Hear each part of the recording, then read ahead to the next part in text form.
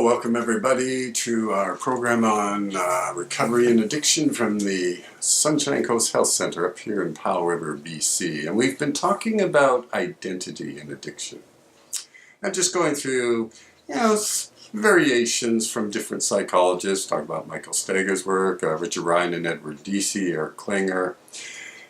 And now talk about Roy Baumeister. Now, Roy Baumeister is interesting. Now, his take on identity is a little different than others. He believes that identity is something that's given to you by society. It's something imposed upon you.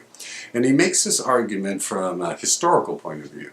He suggests that, and I'm just going to make this up, back in Shakespeare's day, if you were born, everybody there thought the world worked in this certain way. Everything is nice and orderly. If you were born a peasant, that's it, you're going to be a peasant. Any sort of concept, oh, I'm going to work up and become king of England, no, that wasn't going to happen. In fact, if you've ever seen a Shakespeare play, and anybody who sort of disrupts the natural order of the universe is pretty much toast.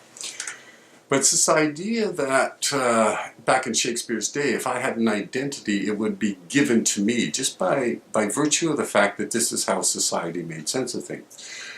And an identity given in Shakespeare's time would clearly be different than an identity given in the 21st century in a Western country, where we feel, there's we have freedom, we can do various things, but still Baumeister says, but in many ways society is imposing that upon us as well. So it's a little different take. And so but the idea is important in the addiction field, because a lot of the research that we find in these things called academic journals, these scholarly journals, makes the argument that those with addictions have developed an addict identity, and recovery will require of them to develop a non-addict identity. And this is sort of what society says. Even though the researchers actually believe that this is what identity was all about, this is certainly society imposes this identity of an addict onto the people.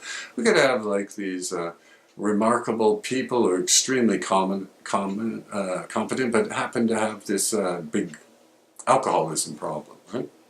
And so we look at them and say, oh, he's just a drunk. Oh, he's just an alcoholic. We're labeling them, and this is repeated. It's in the television, it's in magazines and newspapers, it's in the public, that we give people this label. And so in that sense, I think Roy Baumeister may be quite right, that we have given people an identity.